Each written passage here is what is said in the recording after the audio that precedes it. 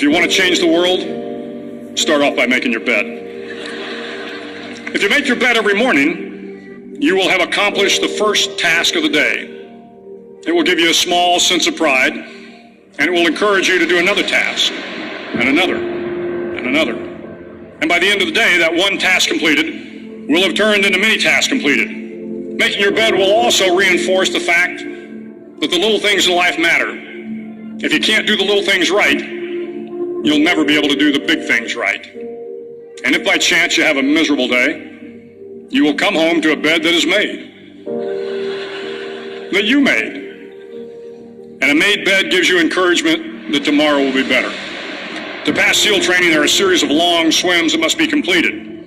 One is the night swim. Before the swim, the instructors joyfully brief the students on all the species of sharks that inhabit the waters off San Clemente. They assure you, however, that no student has ever been eaten by a shark, at least not that they can remember. But you are also taught that if a shark begins to circle your position, stand your ground. Do not swim away. Do not act afraid. And if the shark, hungry for a midnight snack, darts towards you, then summons up all your strength and punch him in the snout, and he will turn and swim away. There are a lot of sharks in the world. If you hope to complete the swim, you will have to deal with them. So if you want to change the world, don't back down from the sharks. Over a few weeks of difficult training, my SEAL class, which started with 150 men, was down to just 42. There were now 6 boat crews of 7 men each.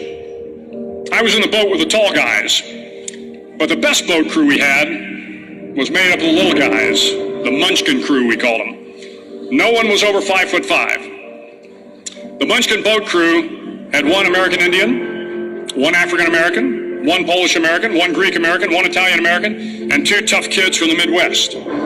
They out-paddled, outran, and outswam all the other boat crews. The big men in the other boat crews would always make good-natured fun of the tiny little flippers the Munchkins put on their tiny little feet prior to every swim.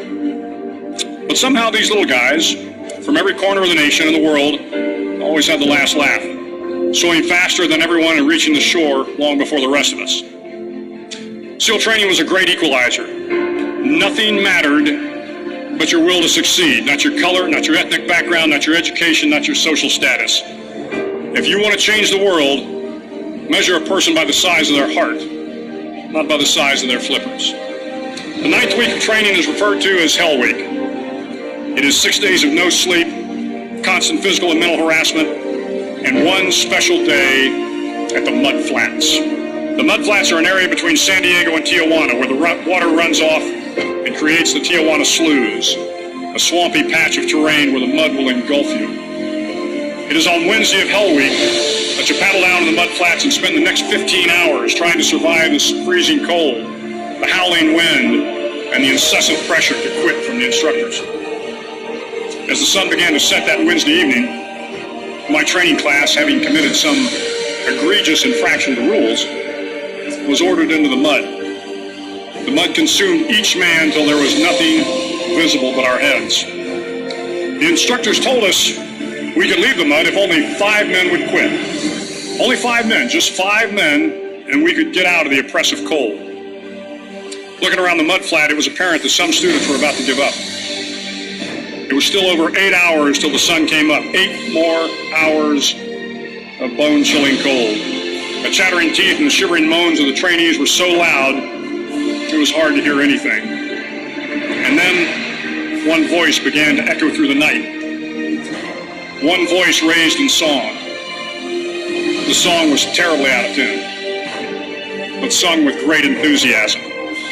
One voice became 2, and 2 became 3, and before long, everyone in the class was singing. The instructors threatened us with more time in the mud if we kept up the singing, but the singing persisted, and somehow the mud seemed a little warmer, and the wind a little tamer, and the dawn not so far away.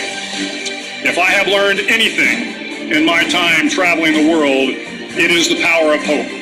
The power of one person, a Washington, a Lincoln, King, Mandela, and even a young girl from Pakistan, Malala. One person can change the world by giving people hope.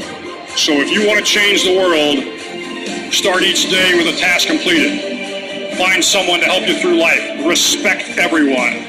Know that life is not fair and that you will fail often. But if you take some risks, step up when the times are the toughest, face down the bullies, lift up the downtrodden, and never, ever give up. If you do these things, the next generation and the generations that follow will live in a world far better than the one we have today.